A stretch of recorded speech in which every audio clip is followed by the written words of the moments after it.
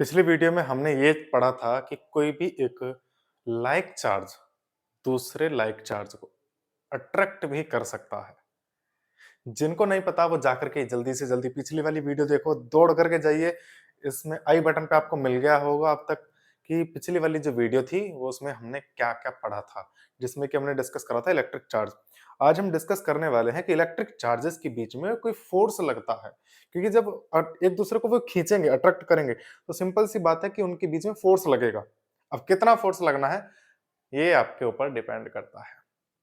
कि आप उसमें कूलाम का नियम लगाते हैं या इनवर्स स्क्वायर लॉ लगाते हैं या वेक्टर लॉ लगाते हैं, ये सब अड़ंगे आपको दिमाग में बिठाने हैं, समझने हैं और अप्लाई कैसे करने हैं ये हम आपको समझाएंगे, जिसके लिए हम हैं। ठीक है, तो चलिए आइए बच्चों शुरू करते हैं। आपका ज्यादा टाइम नहीं लेते, आपका अपना यू प्यारा सा छोटा सा चुन्ना सा मुन्ना सा एक यूट्यूब चैनल निर्वाण गुरुकुल में आप सभी का स्वागत करते हैं और स्टार्ट करते हैं अब कि कूलाम लॉ, इसको ही डिस्कस करना है सबसे पहले। तो हमने क्या है कि देखिए, दो चार्ज होते हैं कोई भी दो तरीके के। एक होता है Q1, एक होता है Q2। एक मिनट में जरा माइक चेक कर लूं, इसमें माइक चल रहा है कि नहीं चल रहा।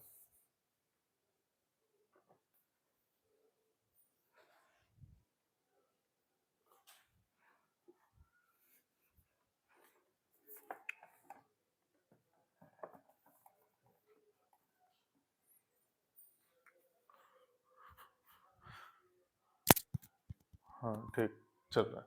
देखिएगा, तो दो चार्ज होते हैं। इन दोनों चार्जेस के बीच में अगर ये दोनों चार्ज लाइक चार्जेस हैं, प्लस प्लस हैं या माइनस माइनस है, तो एक दूसरे को क्या करेंगे, रिपेल करेंगे, धक्का देंगे एक दूसरे को दूर की तरफ। जब ये इसको रिपेल करेगा तो इस डायरेक्शन में, इसको रिपेल करेगा तो इस डायरेक्शन में होगा। अब अगर नेगेटिव होते तब भी यही डायरेक्शन होती, दोनों नेगेटिव होते। लेकिन अगर मैं क्या करूं कि दोनों चार्जेस एक पॉजिटिव हो एक नेगेटिव हो, सेम मैग्नीट्यूड के हैं, तो ये वाला उधर की तरफ जाएगा, ये वाला इधर की तरफ आएगा। पहले इसी कॉन्सेप्ट पे हम फोकस करते हैं, तो यहाँ से हमारी काफी सारी चीजें क्लियर होती हैं। जो कि सबसे पहली चीज ये है कि कूलाम, सॉरी कूलाम का तो अभी नाम ही नहीं आया है ना, कि ये जो फोर्स लगता है दोनों के बीच में, interaction force between two charges is directly depends upon the both charges, या फिर उनके मैग्नीट्यूड पे और उनके साइन पे, उनके मतलब किस तरीके का उनका नेचर उस पर भी डिपेंड करता है। दूसरी चीज ये है कि चार्जेस के बीच में जो लगने वाला फोर्स है वो एक साथ लगता है और दो ऑब्जेक्ट पे लगता है, अलग अलग ऑब्जेक्ट होने चाहिए। ऐसा नहीं कि एक ही चार्ज पे दोनों साइड में फोर्स लग जाएगा, ऐसा हो जाएगा कि ये भी इस तरीके से हो गया, अकेले अपने आप ही अपने में लग जाएगा फोर्स, ऐसा नहीं होता है। तो क्या होगा कि उस दूसरे चार्ज की वजह से इस पर फोर्स लगेगा, इस चार्ज की वजह से दूसरे चार्ज पे फोर्स लगने वाला है। तो इस चीज को, इस फेनोमेना को देखते हुए एक साइंटिस्ट आए जिन्होंने, जिनका नाम था चार्ल्स ऑगस्टिन डे कोलम। इन्होंने अपना एक स्टेटमेंट दिया। स्टेटमेंट क्या दिया मैं पूरा नहीं लिखूंगा, क्योंकि आईआईटी के लेवल पे लिखा ही नहीं जाती है, पूछा जाता है, क्वेश्चन बनता है ना। तो देखिएगा कि स्टेटमेंट इसका क्या होगा। स्टेटमेंट इसका ये होगा, द फोर्स ऑफ अट्रैक्शन और repulsion between two charges is directly proportional to the directly proportional to the magnitude of products of two charges and inversely proportional to the square of the distance between them। बहुत सारे बच्चे यहीं तक छोड़ देते हैं, यहीं तक वो सही मानते भी हैं। चलो एक बार उनकी बात को भी देख लेते कि वो सही है या गलत है। कि भैया इतना लिख दिया, आगे कुछ भी नहीं लिखा है, सिर्फ इतना है कि फोर्स दोनों चार्जेस के प्रोडक्ट पे डिपेंड करता है और उनके बीच के डिस्टेंस के स्क्वायर पे इनवर्सली डिपेंड करता है। यानी कि ये तो कंफर्म हो गया कि दो चार्जेस पर अलग अलग डायरेक्शन में होंगे, चाहे वो पॉजिटिव हो, चाहे सेम हो, चाहे लाइक हो, चाहे अनलाइक चार्जेस हो। दोनों पे जो फोर्स लगेगा वो अलग अलग अपोजिट डायरेक्शन में होगा। यहाँ भी अपोजिट है, यहाँ भी अपोजिट है एक दूसरे के। ठीक है, अब यहीं से एक चीज हमें याद आती है। क्या याद आती है? न्यूटन का थर्ड लॉ कुछ कुछ देखा हो, पढ़ा हो, कुछ उसके बारे में आपको पता हो, तो आपने बताया होगा कि सर न्यूटन का थर्ड लॉ ये कहता है कि force on one due to two direct is negative equal, यानी कि अपोजिट डायरेक्शन में होता है, इक्वल मैग्नीट्यूड का होता है टू ड्यूटा ड्यू टू वन, इस तरीके से।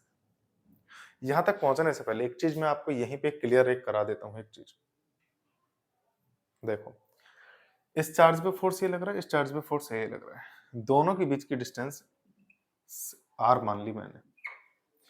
यानी कि मैं इतना तो कह रहा हूं कि भाई दो चार्ज हैं, दो चार्जों पे अलग अलग डायरेक्शन, अपोजिट डायरेक्शन में फोर्स लगने वाला है, चाहे वो लाइक चार्जेस हो चाहे अनलाइक चार्जेस हो। तो क्या मैं अगर ऐसा कहूं तो बताना कि गलत होगा कि सही होगा?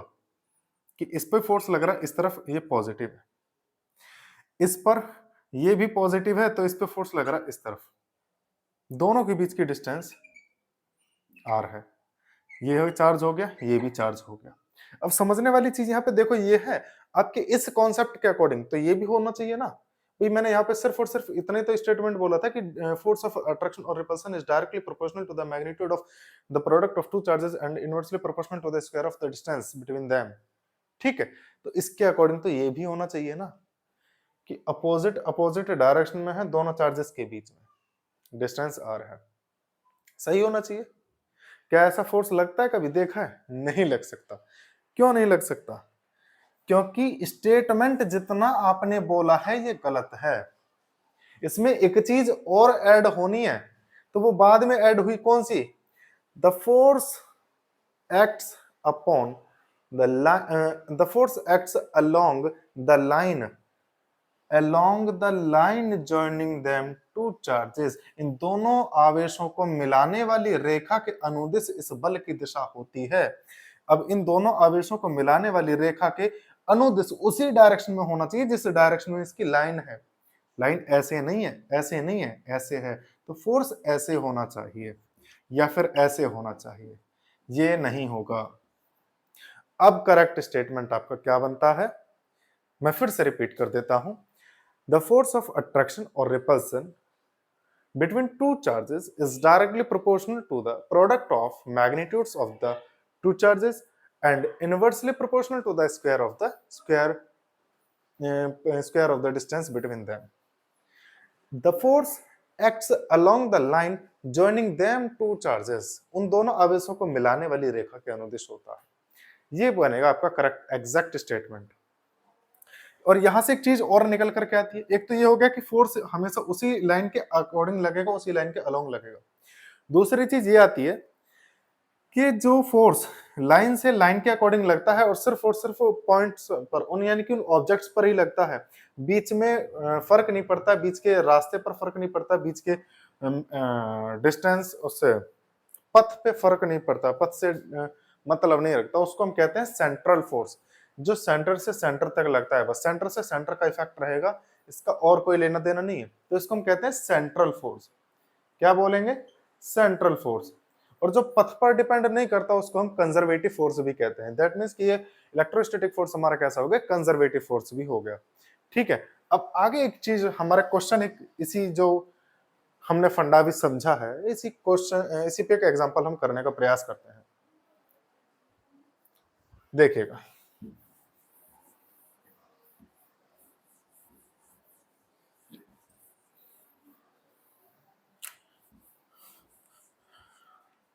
एक कोई चार्ज मैंने ये माना और एक कोई चार्ज मैंने ये माना, इस पर 4 कूलाम का है, पॉजिटिव है, इस पर +2 कूलाम है। इसका जो मास है वो 2 kg है, इसका जो मास है वो 4 kg है। दोनों चार्ज बिल्कुल फ्री है मूव करने के लिए, दोनों चार्ज बिल्कुल आसानी से कहीं भी मूव कर सकते हैं, जा सकते हैं, दोनों पॉजिटिव हैं। अब ये कह रहा है कि अगर ये इसकी जो वेलोसिटी है वो 10 मीटर पर सेकंड की स्पीड से चल रहा है, इस डायरेक्शन में जा रहा है, तो ये इस डायरेक्शन में जाएगा क्योंकि पॉजिटिव पॉजिटिव, तो ये किस वेलोसिटी से जाएगा ये आपको पता करना है। अगर एक चार्ज की वेलोसिटी 10 मीटर पर सेकंड है तो दूसरे चार्ज की वेलोसिटी क्या होगी? यहां पे अभी कोई भी कूलाम लॉ का कोई रोल नहीं आने वाला, ये सिर्फ आपका एक मैकेनिक्स का एक पार्ट है जो कि इलेक्ट्रोस्टैटिक का है, तो इसीलिए मैं आपसे पूछ रहा हूं। तो यहां पर एक चीज देखी जाएगी आपकी कि कंजर्वेशन ऑफ मोमेंटम, क्योंकि बाहर से कोई भी फोर्स नहीं लग रहा। जब बाहर से कोई भी फोर्स नहीं लगेगा तो इसका जो संवेग होगा, रेखीय संवेग जो होगा, वो बिल्कुल एकदम कंजर्व रहेगा। Conservation of momentum that means कि इसके मास इनटू वेलोसिटी, इसका मास इनटू वेलोसिटी बराबर होना चाहिए, क्योंकि mass into velocity, mass into velocity, इसका मास 2 किलोग्राम, यू निकालना है मास 4 किलोग्राम, वेलोसिटी 10, तो कितना आया यू की वैल्यू 20 मीटर पर सेकंड। यानी कि ये वाला इलेक्ट्रॉन इस डायरेक्शन में 20 मीटर पर सेकंड की स्पीड से मूव करेगा। आई होप कि आपके समझ में आ गया होगा। तो यहाँ पे ये मैं सिर्फ ये बता रहा था कि मैकेनिक्स जो है वो बहुत इंपॉर्टेंट पार्ट है, जो कि 11th में आपने स्किप कर दिया होगा, उसको समझना जरूरी है, क्योंकि पूरी की पूरी आईआईटी जेई का एग्जाम जितने भी होते हैं वो ज्यादातर मैकेनिक्स पे ही डिपेंड होते हैं, क्योंकि मैकेनिक्स एक ऐसी चीज है कि बिल्कुल उलझा के रख देती है चीजों को। ठीक है, चलिए अब बात करते हैं कूलाम लॉ के थोड़ा और आगे चलने की, कि कूलाम लॉ में क्या क्या हम आगे और डिस्कस करते हैं, क्या क्या करना चाहिए। सबसे पहले अभी इसका फॉर्मूला हम दोबारा से डेरिवेट कर देते हैं, तो K into Q1 Q2 upon r square होता है। न्यूटन इसकी यूनिट होती है, तो इस K को हम अपने कन्वेंस के लिए, अपनी सुविधा के लिए कि 1/4 पाई एप्सिलॉन नॉट भी लिखते हैं, ऐसा भी हम इसको लिखते हैं। चलिए कोई दिक्कत नहीं, यानी कि हमने क्या करा कि एक फोर्स इस तरीके से हो गया जहां पे एप्सिलॉन नॉट क्या है, तो एप्सिलॉन नॉट है परमिटिविटी ऑफ वैक्यूम या फिर फ्री स्पेस, निर्वात की वैद्युतशीलता भी हम इसको कहते हैं, जिसकी वैल्यू होती है 8.854 into 10 to the power minus का 12, और इसकी यूनिट क्या आएगी, तो इसकी यूनिट आती है coulomb per newton metre square. I hope कि यहां तक आपकी चीजें क्लियर होंगी। बात आती है सर इस के को ये लिखा जा सकता है, तो इस पूरे की वैल्यू क्या आएगी, यानी कि के की वैल्यू जो कि इक्वल है 1/4 पाई एप्सिलॉन नॉट के, इसकी वैल्यू आती है 9 इंटू 10 टू द पावर 9। इसकी यूनिट की बात करें तो यूनिट आएगी इसकी न्यूटन मीटर स्क्वायर पर कूलम स्क्वायर, ये इसकी यूनिट आ जाएगी। यहां तक तो कोई ज्यादा पचड़ा ऐसा पढ़ने वाला नहीं होगा खास। वेक्टर फॉर्म में भी हम इसको लिख सकते हैं। वेक्टर फॉर्म की अगर मैं बात करूं तो यहाँ पे आप लिख सकते हैं कि एफ वेक्टर, सॉरी हाँ एफ वेक्टर, यहाँ पे तो ये नहीं आएगा ना, मैग्नीट्यूड नहीं है, कि 1/4 पाई एप्सिलॉन नॉट, नहीं यहाँ मैग्नीट्यूड नहीं लिखेंगे, यहाँ सब कुछ एज इट इज ही आने वाला है, अपॉन आर क्यूब, एक मिनट एक मिनट एक मिनट एक मिनट एक मिनट एक मिनट,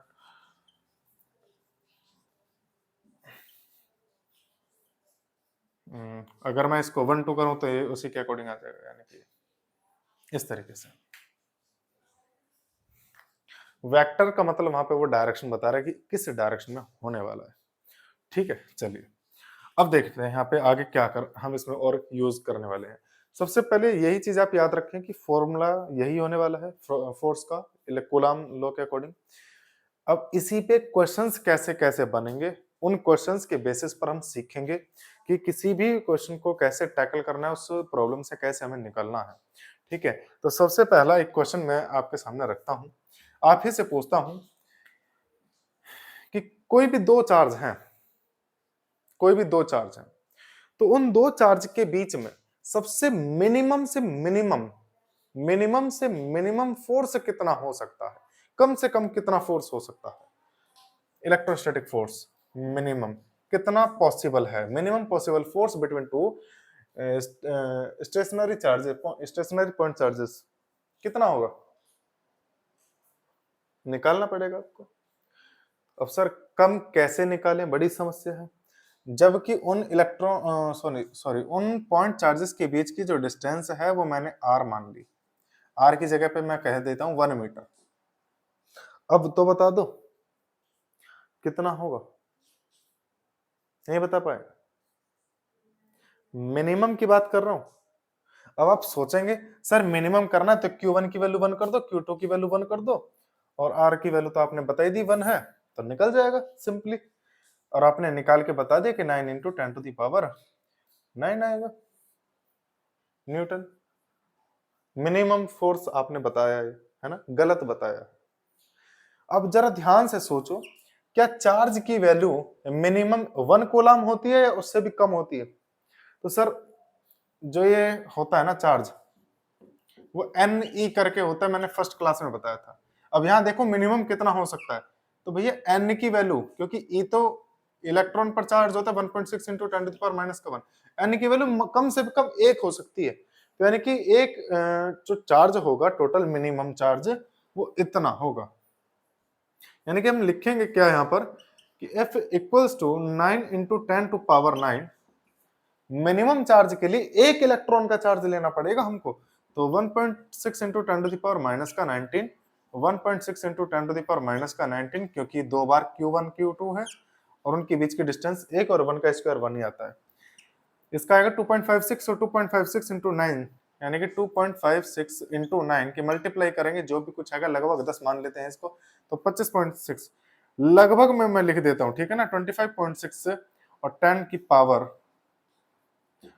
पावर 9 या माइनस का 10 और माइनस का 29, इतना आएगा मिनिमम लोएस्ट जो फोर्स होगा इनके बीच में, ठीक है ना। आई होप कि आपके समझ में आ गया होगा। अब एक नेक्स्ट एक और एग्जांपल करते हैं, बस अब क्वेश्चन ही करने थोड़े से हमें, ताकि हम एक एक चीज को क्लेरिफाई करते चले, समझते चले कि कैसे कैसे टैकल करना है और क्या करना है। इसको अपने नोट्स में नोट कर लेना कि जो मिनिमम फोर्स होगा वो दो इलेक्ट्रॉनों के बीच में 1 मीटर की डिस्टेंस पर अगर पूछ रहा है तो दो इलेक्ट्रॉनों के बीच में ही पूछेगा। मिनिमम फोर्स के लिए हमें सिर्फ इतना कॉन्सेप्ट को इतना ध्यान में रखें कि इलेक्ट्रॉन के बीच का ही फोर्स निकालना है बस। अब एक कंडीशन ये दे रखी है, क्वेश्चन में क्या कह रहा है कि कोई दो चार्ज हैं, 1 और 2 नाम से, इन दोनों के बीच में रिपल्सिव फोर्स लग रहा है और जो फोर्स लग रहा है उसकी वैल्यू है 88 न्यूटन। अब इसमें क्या करा जा रहा है कि कोई एक तीसरा चार्ज लेकर आया जा रहा है और उस तीसरे चार्ज को सबसे पहले तो एक के साथ में टच करा जाता है, फिर दूसरी कंडीशन में, पहली कंडीशन तो ये होगी, दूसरी कंडीशन में इस तीसरे चार्ज को उठाकर के दूसरे चार्ज के साथ में कांटेक्ट करा जाता है। कांटेक्ट करने के बाद तीसरे को हटा दिया जाता है और ये पूछा जाता है कि एक के बीच में और दो के बीच में अब जो फोर्स लगेगा रिपल्सिव फोर्स, अब उस फोर्स की वैल्यू क्या होगी, अब बताना है आपको क्वेश्चन सॉल्व करके। दो चार्ज लिए, तीसरा चार्ज उठा करके पहले वाले के साथ कांटेक्ट में करा, फिर दूसरे के साथ में कांटेक्ट में करा, फिर उसको हटा दिया और इन दोनों के बीच में फोर्स कितना लगेगा ये आपसे पूछा गया है और कुछ नहीं। अगर इन दोनों के बीच की डिस्टेंस पहले और बाद में बिल्कुल सेम है तब कैसे सॉल्व करेंगे कि सर F की वैल्यू तो हमारे पास 88 न्यूटन है और कूलाम लॉ के अकॉर्डिंग F को हम लिखते क्या है, तो K कांस्टेंट की वैल्यू 1/4 पाई एप्सिलॉन नॉट, जिसको हम लिखते हैं 9 इंटू 10⁻⁹। दो चार्ज हैं, हमने इनकी वैल्यू रखी Q एंड Q, ठीक है, दोनों सेम चार्ज है, ये मानते हैं कि हम सेम चार्ज है और ये तीसरा जो है वो अनचार्ज्ड ऑब्जेक्ट था। इसमें क्वेश्चन में ही गिवन है, मैं लिखना भूल गया है ना। तो ये हो गया क्यू स्क्वायर, इनके बीच की डिस्टेंस जो भी है वो r square equals to 88 newton के बराबर है। पहली इक्वेशन तो ये हो गई। अब इसके अकॉर्डिंग देखते हैं कि तीसरा चार्ज आया, पहले के साथ कांटेक्ट में करा, पहले पे चार्ज जो था उस पे 0, दोनों को हाफ कर दिया, तो कितना कितना आया, यानी कि इस पर भी हाफ आ गया, इस पर भी हाफ आ गया, इस पर फिलहाल अभी कितना है Q है, ठीक है। अब आगे चलते हैं, अब इस पे से जब हमने इसको अलग हटा दिया तो इस पे तो Q बाई हाफ आ गया। अब इस पे देखो, इस पे Q था और इस पे Q बाय 2 था, इन दोनों को ऐड करके मुझे बताओ आपकी कितना आएगा कि Q प्लस Q बाय 2 का आधा अगर हम करते हैं तो कितना बनेगा कि 3Q बाय 4। आई होप कि इतना ही आने वाला है ना, यानी कि एक और एक आधा 3.5 और 3.5 का भी आधा 3/4 सही है, हाँ। यानी कि अब ऐसी स्थिति में इस पर भी 3Q बाई 4 और इस पर भी 3Q बाई 4 आ गया। अब क्या करा, इस तीसरे को हटा दिया, अब इसको और इसको, इनके बीच में कितना चार्ज है ये पूछ रहा है, यानी कि Q बाई 2 और 3Q बाई 4, इनके बीच में कितना फोर्स है, सॉरी फोर्स की बात कर रहे हैं, तो कितना फोर्स आएगा। तो इनके बीच में हमने लिखा फोर्स की कांस्टेंट, पहले वाले का चार्ज Q बाई 2, दूसरे वाले का चार्ज 3q/4, बीच की डिस्टेंस वही है जो पहले थी, r²। कुछ इसमें से न्यूमेरिकल वैल्यू है उसको हम सेपरेट कर लें तो हमारे पास बचेगा 3/8 इंटू के Q² अपॉन R²। अब एक चीज देखो जरा कि पहली इक्वेशन में इसी चीज की वैल्यू है कितनी है, 88 न्यूटन। दैट मीन्स कि 3/8 इंटू 88 कैंसिल आउट हुआ, कितना बचा, 33 न्यूटन बचा। बोलो समझ में आया कि नहीं आया, क्लियर हुआ कि नहीं? यहां तक तो कोई दिक्कत नहीं ना, आई होप कि समझ में भी आ गया होगा। अब एक क्वेश्चन कुछ इस तरीके से भी आ सकता है कि कोई एक प्लेट है जो कि हमारी पॉजिटिव चार्ज है, कोई एक कंडक्टिव बॉल है जो कि बिल्कुल ऊपर हवा में रुकी हुई है। तो उस पे पहला तो ये बताना है कि उसका नेचर कैसा होना चाहिए अगर हम उस बॉडी को चार्ज दें, या ऐसी बात समझिए कि वो हवा में रुकी हुई है किसी वजह से, अब चाहे कोई भी वजह हो, तो सीधी सी बात है कि सर यहाँ पॉजिटिव है तो यहाँ कोई एक ऐसा चार्ज होना जरूरी है जो इसको रिपेल कर सके, है ना? तो यहाँ कौन सा चार्ज होना चाहिए और इसका फोर्स कितना लगेगा ये होना चाहिए, जबकि इसका जो मास है वो m है, बाकी आपको कुछ दिया हुआ नहीं। तो देखिएगा अगर ये ऊपर रुकी हुई है तो हमें कुछ ऐसा कॉन्सेप्ट सोचना पड़ेगा, प्लस चार्ज है तो इस ऑब्जेक्ट पर ऊपर की तरफ धकेलना चाहिए। ऊपर की तरफ क्यों धकेलना चाहिए, क्योंकि इस पे मास लग रहा है नीचे, वेट लग रहा है नीचे की तरफ। तो इस वेट को कैंसिल आउट करने के लिए इसके बराबर, वेट के बराबर कोई एक फोर्स लगेगा ऊपर की तरफ, और वो फोर्स कौन सा होगा, इलेक्ट्रोस्टैटिक फोर्स।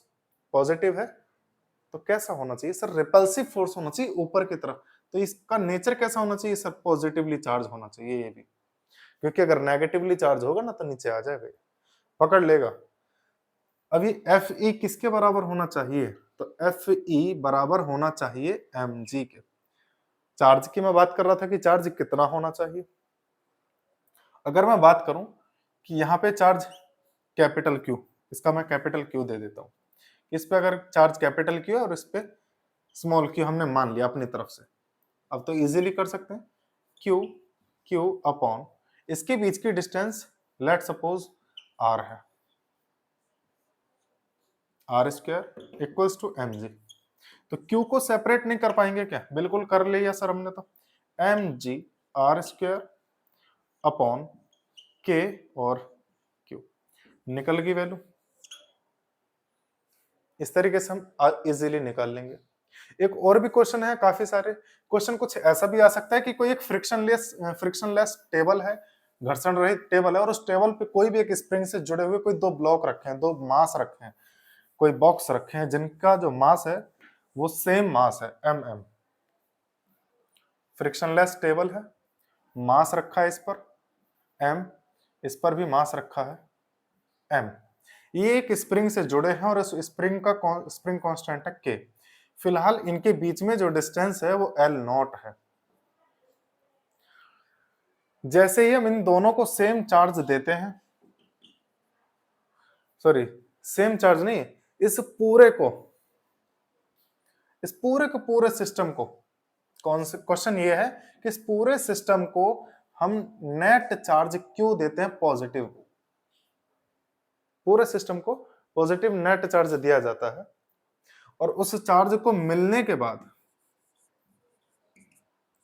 ये थोड़ा और ज्यादा दूर की तरफ हो जाता है, क्योंकि सीधी बात है पॉजिटिव दिया जा रहा है तो पॉजिटिव पॉजिटिव आएगा दोनों पे। कितना आएगा ये आपको सोचना है, और उनके बीच की जो डिस्टेंस है वो L हो जाती है, L हो गई। अब ये आपसे पूछ क्या रहा है, आपसे पूछ रहा है कि उस चार्ज की वैल्यू क्या होगी, बस आप इस चार्ज की वैल्यू क्या थी बताना है आपको। तो देखो कॉन्सेप्ट अब समझिएगा दोबारा से। सबसे पहले उसने बोला फ्रिक्शनलेस टेबल है, जब फ्रिक्शनलेस टेबल है तो ये जो बॉक्स जब रिपल्सन की वजह से इस टेबल पे मूव करेगा तो फ्रिक्शन को काउंट नहीं करेंगे, उसको कंसीडर करेंगे ही नहीं, ठीक है, उसको तो भूल जाओ फ्रिक्शन को। अब इसमें और क्या हो सकता है कि सर जब हमने पूरे सिस्टम को चार्ज दे रहा है तो ना तो टेबल चार्ज लेगी ना स्प्रिंग चार्ज लेगी, यानी कि सिर्फ और सिर्फ ये जो दो बॉक्स हैं इन दो बॉक्स को ही चार्ज दिया जा रहा है। वो कह ये रहा है पॉजिटिव चार्ज है तो सर पॉजिटिव चार्ज ही डिस्ट्रीब्यूट होगा, जितना अगर 10 दिया जा रहा है तो बराबर बराबर बैठ जाएगा, 5 5 हो जाएगा, तो इस पर भी मैं लिख सकता हूँ q/2 और इस पर भी मैं लिख सकता हूँ q/2। चार्ज दे दिया इस तरीके से। अब जैसे ही चार्ज मिला, रिपल्सन होने स्टार्ट हो, रिपल्सन की वजह से ये फैल गया। अब एक चीज और देखो कि फैल करके जाएगा कहां तक, जहां तक इसकी स्प्रिंग का जो फोर्स है, स्प्रिंग कांस्टेंट का जो फोर्स लग रहा है स्प्रिंग वाला, वो रिस्टोरिंग फोर्स कहते हैं जिसको, प्रत्यानयन बल, वो रिस्टोरिंग फोर्स जब तक इलेक्ट्रोस्टैटिक फोर्स के बराबर ना हो जाए। भाई स्प्रिंग तो खींच रही है ऐसे यूं, चार्ज फोर्स लगा रही यूं, तो जहां दोनों फोर्स बराबर ना हो जाएंगे तब तक ये करता रहेगा, जहां बराबर हो जाएंगे वहीं रुक जाएगा। और अब ये इक्विलिब्रियम कंडीशन में है, तब आप निकाल सकते हैं इजीली कि क्या, कि sir restoring force will be equals to, restoring force will be equals to electrostatic force. बहुत सिंपल है, रिस्टोरिंग फोर्स क्या होता है, F बराबर माइनस का के एक्स। एक्स का मतलब कि सर उसने टोटल कितना डिस्प्लेस करा है, कितना चला है, यहां दे नहीं रखा कितना चला है, तो कैसे निकालेंगे, हमें निकालना L माइनस L नॉट। भाई लास्ट में फाइनल तो इतनी हुई, शुरू में इतनी थी, तो टोटल चेंज कितना हुआ, इतना हुआ, निकाल लिया। लिखो जरा, तो रिस्टोरिंग फोर्स के लिए माइनस का के एक्स, एक्स की जगह पे मैं लिख सकता हूं, माइनस आप ना भी लगाएं तो भी कोई आपत्ति नहीं है। क्यों नहीं है, क्योंकि माइनस सिर्फ और सिर्फ यहां ये बता रहे कि वो अपोजिट डायरेक्शन का है, ठीक है ना, तो मैं इसको हटा देता हूं, L माइनस का L not, F electrostatic force, तो यहाँ पे मैं इसके कांस्टेंट को 1/4πε0, दोनों पे चार्ज क्या क्या है, k²/4 आ जाएगा, क्योंकि प्रोडक्ट करेंगे, डिस्टेंस कितनी है L, नहीं निकाल पाएंगे क्या सर, क्यों निकालना है, देखो सर बिल्कुल निकाल पाए हो तो, कि sir q² equals to 16ε0 k L² upon L minus L naught. I hope कि इसमें और कुछ अभी रहा नहीं है, एक चीज गड़बड़ हुई है थोड़ी सी, ये मुझे लगा अपॉन में है, इस तरीके से अगर यहां से हम स्क्वायर रूट हटा दें तो इस पे आ जाएगा स्क्वायर रूट, आ गया हमारे पास वैल्यू, क्योंकि वैल्यू हम यहां से इस तरीके से निकाल सकते हैं। कभी भी ध्यान रखना कि IIT जेई कह लो या नीट कह लो या जेई एडवांस मेन जो भी है, उसमें ज्यादातर आपसे न्यूमेरिकल वैल्यू कम पूछता है और इस तरीके के फॉर्मूले ज्यादा डिराइव करवाता है, फॉर्मूले टाइप से आपके पूछा जाएगा, कॉन्सेप्ट जितना भी पूछा जाएगा। अब एक और क्वेश्चन हम आपके लिए लेकर आए फिर, पक्का, चलो इस बार हम करते हैं कि दो चार्ज रखते हैं और कोई तीसरा चार्ज लेकर के बीच में रखते हैं, उस चार्ज के बारे में हमें नहीं पता कुछ भी कि वो उसका नेचर कैसा है क्या नहीं, बस हम इतना जानते हैं कि जैसे हम उसको किसी एक फिक्स डिस्टेंस पर रखते हैं तो वो पूरा का पूरा सिस्टम इक्विलिब्रियम में आ जाता है। इक्विलिब्रियम का मतलब है बिल्कुल एकदम शांत, एकदम फ्री हो जाता है, कहीं नहीं जाएगा, कुछ भी कोई मूव नहीं करेगा, इक्विलिब्रियम वो है, ठीक है, जहां पे वो सारा सिस्टम एकदम स्टॉप हो जाए, शांत पड़ जाए, ठंडा पड़ जाए कतई, इस तरीके से। चलिए क्वेश्चन लिखते हैं जल्दी से फिर एक,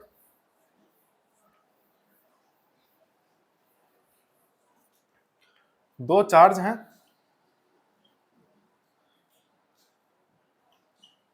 सेम चार्ज है, सेम है, सिर्फ इतना ध्यान रखेंगे कि लाइक चार्ज हैं, लाइक चार्जेस, दोनों के बीच में L डिस्टेंस है, और इसमें कहीं भी एक किसी एक पॉइंट पर हमने मान लिया कि यहां से इस पॉइंट पे कोई एक तीसरा चार्ज रखा जाता है Q, यहां से इसकी डिस्टेंस x हो गई और यहां से इसकी डिस्टेंस L माइनस x हो गई, ठीक है। अब ये पता करना है कि Q का एक तो नेचर कैसा होगा, पॉजिटिव होगा या नेगेटिव होगा, इसका मैग्नीट्यूड क्या होगा, और एक कितने डिस्टेंस पर होगा या किसकी तरफ होगा। बस कंडीशन क्या है कि पूरा इस चार्ज को रखने से पूरा का पूरा सिस्टम इक्विलिब्रियम है, ध्यान रखें कि सिस्टम इक्विलिब्रियम है, ये चार्ज इक्विलिब्रियम की बात नहीं कर रहा वो अकेले की, अगर वो अकेले की बात करता तो इस चार्ज पर लगने वाले दोनों फोर्सेस को हम बराबर जीरो कर देते, लेकिन ये बात कर रहा है कि पूरा सिस्टम, तो पूरे सिस्टम के लिए, इस पूरा सिस्टम के इक्विलिब्रियम का होने का मतलब यह है कि हर चार्ज पर जो फोर्स है वो नेट फोर्स जीरो है हर चार्ज पर। इस पर भी नेट फोर्स जीरो, इस पर भी नेट फोर्स जीरो, इस पर भी नेट फोर्स जीरो। ये दोनों लाइक चार्ज हैं। लाइक चार्ज हैं तो क्या होगा देखिएगा, अगर ये पॉजिटिव है, ये भी पॉजिटिव है, तो इसको नेगेटिव होना जरूरी है। क्यों नेगेटिव होना जरूरी है? क्योंकि अगर पॉजिटिव हो जाएगा तो भैया रिपल्सिव हो जाएगा, तो पूरे को बिगाड़ देगा और ज्यादा। इन दोनों को रोक के रखने के लिए इसका नेगेटिव होना जरूरी है, अगर ये पॉजिटिव है तो। और अगर ये नेगेटिव है दोनों, तो इसका पॉजिटिव होना जरूरी है, यानी कि इसका अपोजिट साइन होना जरूरी है। बस क्यू का अपोजिट साइन होना जरूरी है। ठीक है, अब चलते हैं आगे। यानी कि नेचर तो हमने बता दिया इसका, क्यू का। अब इसका मैग्नीट्यूड देख लेते हैं कि इसका मैग्नीट्यूड क्या होगा। इसके मैग्नीट्यूड के लिए हम क्या करें, कौनो दिक्कत नहीं है ना। चलिए, मैग्नीट्यूड के लिए हम ये देख सकते हैं कि इस वाले चार्ज पर लगने वाला नेट फोर्स जीरो है, सभी पे नेट फोर्स जीरो, तो किसी को लेकर के चल लो, कोई आपत्ति नहीं है। तो हम क्या करेंगे कि कांस्टेंट क्यू क्यू दोनों के बीच में एक्स डिस्टेंस हो गया। अब इस वाले चार्ज पर उसकी वजह से जो फोर्स लग रहा है वो भी तो जीरो है, Q 4q and q upon distance पूरी l स्क्वायर, यानी कि k से k कैंसिल आउट, q से q कैंसिल आउट, और हमारे पास बचता है कि 4q x square upon l square. अभी ना तो हमें x की वैल्यू भी पता नहीं, तो पहले x की वैल्यू भी तो निकालनी पड़ेगी, क्योंकि क्वेश्चन में खुद भी कह रहा था कि कितने डिस्टेंस पर होना चाहिए वो चार्ज। तो निकाल लेंगे सर। तो उसको निकालने के लिए किससे निकालेंगे कि सर ये भी तो इक्विलिब्रियम में है, जब ये है तो इस पे नेट फोर्स जीरो होगा, नेट फोर्स जीरो होगा तो इस पे लगने वाला टोटल फोर्स जो है वो भी जीरो होना चाहिए, यानी कि के और डिस्टेंस यहां से यहां तक कि l माइनस का एक्स स्क्वायर, क्यू क्यू के क्यू क्यू के, हमारे पास बचा क्या, तो l माइनस का x विल बी 2। ठीक है, अंदर की अगर वो बात कर रहा है, अगर हम ये मान करके चल रहे हैं कि इसकी पोजीशन अगर अंदर है तो हम 2 लेकर चलेंगे, बाहर की पूछता है तो माइनस लेकर के चलेंगे। ठीक है, चलिए, यानी कि l minus x will be 2x, ये गया इधर, यानी कि x की वैल्यू 3x और यहाँ पे आएगा हमारा l, यानी कि x will be equal to l/3।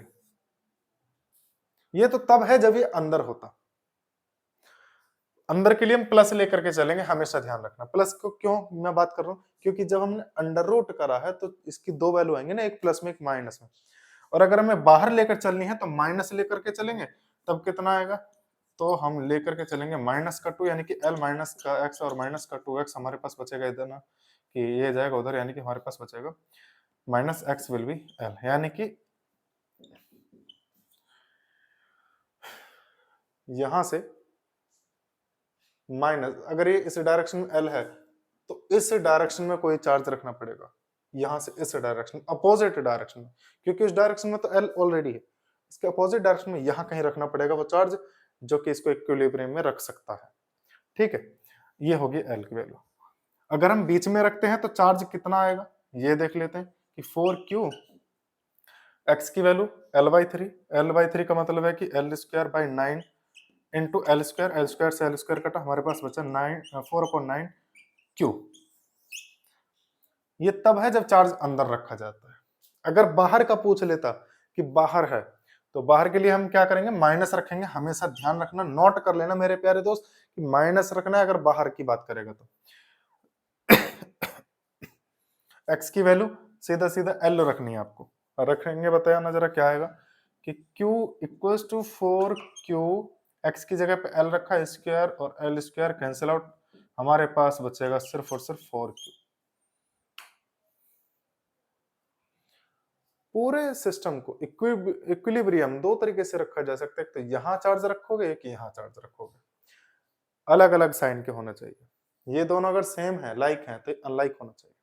ये दोनों पॉजिटिव तो ये नेगेटिव होना चाहिए। नेगेटिव यहाँ रखोगे तो इसकी वैल्यू ये होनी चाहिए, अगर ये यहाँ कहीं रखोगे तो इसकी वैल्यू वो होनी चाहिए। ठीक है, चलिए अब आगे हम एक और क्वेश्चन करते हैं, इसको रफ करके जल्दी से, कि अगर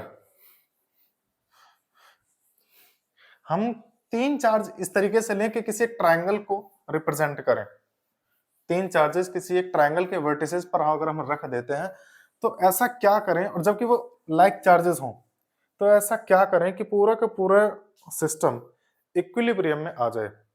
क्वेश्चन को मैं दोबारा रिपीट कर देता हूं कि कोई एक ट्रायंगल है, इक्विलेटरल ट्रायंगल, इसके वर्टिसेस पे सेम चार्ज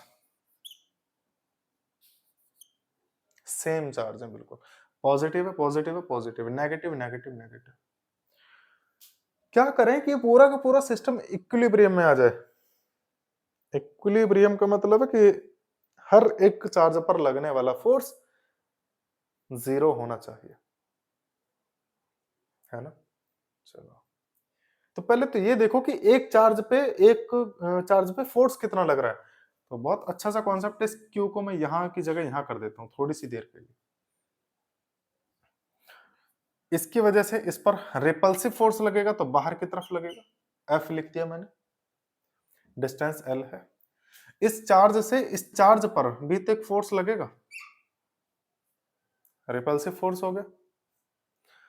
अब देखना ये है, देखो दोनों फोर्सेस के मैग्नीट्यूड सेम होंगे क्योंकि डिस्टेंस और चार्जेस बराबर है। तो यहां जो बीच में जो फोर्स आएगा निकल करके, बीच में जो फोर्स निकल करके आएगा उसको क्या लिखा जाएगा, ठीक बीचों बीच होगा। जब ठीक बीचों बीच होगा तो क्या मैं ऐसा लिख सकता हूं कि इसको मैं 2f cos थीटा कर सकता हूं कि नहीं कर सकता, कर सकता हूं कि नहीं। भाई ये फोर्स इससे थीटा डिग्री एंगल बना रहा है, ये भी इससे थीटा डिग्री एंगल बना रहा है, तो मैंने लिख दिया कि 2f cos theta.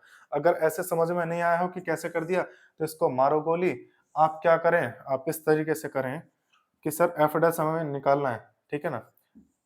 F dash अगर हमें निकालना है तो हम क्या करेंगे, एफ स्क्वायर यानी कि पहले वाले का स्क्वायर दूसरे वाले का स्क्वायर प्लस 2f पहला वाला दूसरा वाला कॉस, इन दोनों के बीच में कितना डिग्री एंगल है। तो देखो जरा कितना, 60 डिग्री का होगा क्योंकि इक्विलेटरल है तो 60 डिग्री आएगा, ये भी 60 डिग्री, तो यहाँ पे आएगा cos 60 डिग्री। cos 60 डिग्री की वैल्यू क्या होती है, cos 60 डिग्री की वैल्यू होती है 1/2, 1/2, 1/2, 2 से 1/2 वाला कैंसिल आउट हो जाएगा, हमारे पास बचेगा 1 2 3 यानी कि 3f स्क्वायर। खत्म कर इस बाकी का, यानी कि इसको लिखा जा सकता है √3f, इतना लिखेंगे। यानी कि मैं अभी लिख देता हूं यहाँ पे कि √3f आएगा। अब कहने का मेरा मतलब क्या था कि तीनों चार्जेस पे सेम फोर्स लगेगा, कितना, √3f का, बाहर की तरफ लगेगा। तो अंदर रोकना मतलब इसी जगह रोकना है, ये तो बाहर की तरफ भाग जाएंगे। तो रोकने के लिए अपोजिट डायरेक्शन में कोई एक फोर्स भी तो लगना जरूरी है। जितना फोर्स बाहर की तरफ लग रहा है उतना ही फोर्स अगर अंदर की तरफ लग जाएगा तो रुक जाएंगे सभी, ठीक है। यानी कि अंदर की तरफ भी कितना फोर्स लगना चाहिए, √3f का लगना चाहिए। कहां लगेगा ये पता करना है, अंदर की तरफ। तो सर ये जो ट्रायंगल का सेंट्रोइड होता है ये ठीक बीचों बीच होता है और अंदर की तरफ होता है। यानी कि सेंट्रोइड पर अगर मैं कोई एक चार्ज रख दूं तब ये फोर्स एक दूसरे को कैंसिल आउट कर देंगे। तो इस चार्ज की वैल्यू क्या होगी ये पता करना है, इस चार्ज की वैल्यू क्या होगी। लेट सपोज कि भैया मैं, देखो मैं थोड़ा सा मिटा देता हूं ताकि चमक जाए इजीली। यहां पे मैंने रखा क्यू, ये लाइक चार्ज है तो ये अनलाइक होना चाहिए, ये तो पता ही है, नेचर अपोजिट होना चाहिए क्योंकि रोकना है अंदर की तरफ। तो क्या करेंगे, इस पे और इस पे लगने वाला फोर्स निकाल लेना है आपको, इन दोनों पे लगने वाला फोर्स। तो इन दोनों पे लगने वाला फोर्स जो होगा के क्यू क्यू, और इसके यहां से लेकर यहां तक की बीच की डिस्टेंस क्या होगी ये निकालनी पड़ेगी। फिलहाल तो मैं इस पॉइंट को ओ मान लेता हूं, ए बी सी डी। अब करते हैं आगे। तो मैंने इस डिस्टेंस को लिखा ओ सी का स्क्वायर। कितने के बराबर होना चाहिए ये फोर्स? √3 F के, क्योंकि जितना फोर्स बाहर लग रहा है उसी फोर्स के बराबर होना चाहिए। ये फोर्स को भी निकाल लो, F की वैल्यू क्या आने वाली है? तो F की वैल्यू आएगी यहाँ पे सिंपल से अगर मैं बात करूं तो K Q Q और उनके बीच के डिस्टेंस L²। इस इक्वेशन को याद रखो अभी फिलहाल। अब निकाल लेते हैं पहले कि ये CO कितना होगा। CO कह लो या AO कह लो या BO कह लो, ये तीनों बराबर ही होंगी। तो कॉन्सेप्ट सीधा इतना है कि L अगर ये है तो यहां से 30 डिग्री बनाएगा। ये वाली लाइन AD कितना होगा? देखो मैं यहां बता देता हूं। अगर ACL है तो AD कितना होगा? L cos 30 डिग्री, क्योंकि एंगल हाफ हो रहा है, एंगल बाई सेक्टर है वो। तो L और cos की वैल्यू आ जाएगी √3/2। AD की वैल्यू आ गई। हमें पता है कि इक्विलेटरल ट्रायंगल का जो सेंट्रोइड होता है वो 2:3 में, ये सॉरी 2:1 में डिवाइड करता है। तो हम क्या लिखेंगे कि ए ओ जो है वो क्या आएगा कि AD का 2 टाइम 2/3 होता है। बहुत इजी है कि 2/3 और AD क्या है हमारे पास? L √3/2। 2 से 2 कैंसिल आउट हुआ, हमारे पास बचा L/√3। ए ओ की वैल्यू आ गई L/√3। ओ ए की वैल्यू जितनी होगी उतनी ओ सी की वैल्यू होगी। हम लिख सकते हैं के से के कैंसिल आउट, क्यू से क्यू कैंसिल आउट। अब देखते हैं हमारे पास बचता क्या है कि क्यू अपॉन ओ सी की वैल्यू। ओ सी ओ ए सब बराबर है, तो L², यहाँ पे आएगा √3 का 3 आएगा, √3 क्यू अपॉन L²। यानी कि हमारे पास जो बचेगा वो बचेगा ये, कि जो बीच में सेंट्रोइड पे जो चार्ज रखा जाना है वो उसकी वैल्यू, उसका मैग्नीट्यूड इतना होना चाहिए, और नेगेटिव होगा अगर ये पॉजिटिव है तो, और अगर ये बाहर वाले नेगेटिव है तो अंदर वाला पॉजिटिव होगा, और उसका मैग्नीट्यूड ये होगा। ठीक है। अब एक बात और देख लें कि क्यू पर, ये तो हो गया कि क्यू का इतना वैल्यू आने वाली है अंदर की तरफ, इसको इक्विलिब्रियम में रखने के लिए। अब एक क्वेश्चन ये बनता है, इन सब चीजों को भूल जाओ फिलहाल, बस ये चीज ध्यान रखो कि यहाँ चार्ज है, यहाँ चार्ज है, यहाँ चार्ज है, सेम चार्ज है। अंदर क्यू है, क्यू कैसा ही भी चार्ज हो, पॉजिटिव हो या नेगेटिव हो, डज नॉट मैटर। बस इतना फोकस करना है कि क्यू पर नेट फोर्स कितना होगा। क्वेश्चन ये है, नेट फोर्स कितना होगा। तो क्यू पर नेट फोर्स कितना होगा कैसे निकालेंगे? या तो हर एक ऐसे ऐसे ऐसे करके निकालोगे, है ना? कैसे निकालेंगे? देखो इसका एक सिंपल सा, पहले इसको जल्दी से नोट कर लेना, मैं इसको यहां से रफ कर रहा हूं, ठीक है ना? एक कॉन्सेप्ट ये देखो, इसको मैं मिटा करके दोबारा बना देता हूं।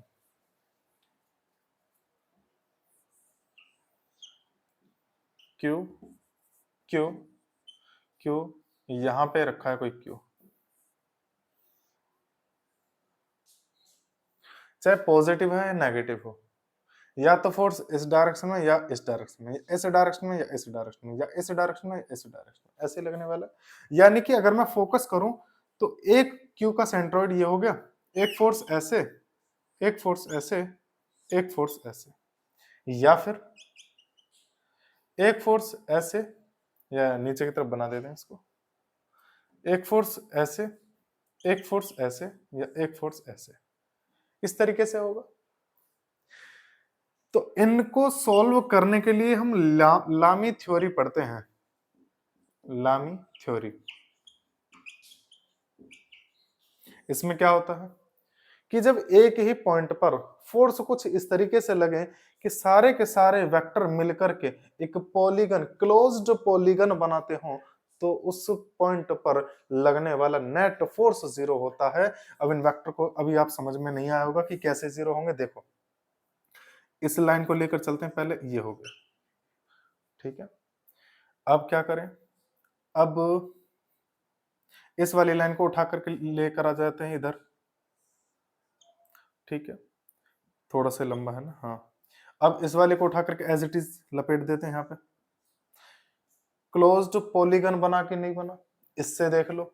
सर किसी भी एक लाइन को उठा करके ऐसे रखा, इसको यूं लेकर आए, इसको यूं लेकर आए, क्लोज्ड पॉलीगन बनता है। तो ऐसी स्थिति में, ऐसी कंडीशन में उस पॉइंट पर लगने वाला नेट फोर्स 0 होता है, सॉल्व करने की कोई आवश्यकता नहीं है, ठीक है। चलिए, यानी कि इस पे नेट फोर्स जो होगा एफ नेट बराबर 0 होने वाला है। और वैसे भी देख लो, पंखे की 3 पंखुड़ियां हैं, 120 डिग्री पे हैं। किसी भी दो लाइन का आप रिजल्टेंट निकालोगे तो इन दोनों के कहीं बीच में, बीचों बीच आएगा, क्योंकि दोनों का सेम फोर्स है। जब ये बीचों बीच आएगा, 120 डिग्री पर है, 120 डिग्री पे साइन कॉस में और कॉस साइन में चेंज हो जाएगा, क्योंकि 90 प्लस करके होता है। तो इसीलिए ये वाला वेक्टर इस वाले वेक्टर के बराबर हो जाएगा और वो कहीं भी नहीं जाता। इसीलिए यही वजह है कि पंखा की पंखुड़ी 3 होती हैं। अब आप कहोगे कि सर काफी सारे पंखे ऐसे होते हैं जिनमें 4 पंखुड़ियां होती हैं, तो जिन पंखों में 4 पंखुड़ियां होती हैं उनको कभी देखना वो स्टेबल घूमते नहीं है। दूसरी चीज, उनका आरपीएम, उनकी रोटेशन कम होती है, क्योंकि उनका नेट फोर्स 0 नहीं होता है, ठीक है ना। वो टॉर्क कम क्रिएट कर पाता है। अब देखो आगे हम नेक्स्ट एक और एग्जांपल ले लेते हैं, बड़ा प्यारा सा, बड़ा ही सुंदर सा, बड़ा अच्छा सा, कि अगर मैं इसको मिटा देता हूं कि कोई एक स्क्वायर हो, पहले टाइम देख लूं जरा कितना हो गया, ज्यादा लंबी ना हो जाए वीडियो। 40, चलो इतना ही रहने देते हैं अभी, है ना। 46 मिनट की होगी, काफी सफिशिएंट है, इतने रहने देते हैं। अभी इसके और भी काफी सारे एग्जांपल हैं जो कि अभी मुझे कराने हैं, नेक्स्ट पार्ट में हम करा देते हैं, कोई दिक्कत नहीं, ठीक है ना। तब तक के लिए बने रहेगा हमारे चैनल के साथ में। जय हिंद, जय भारत।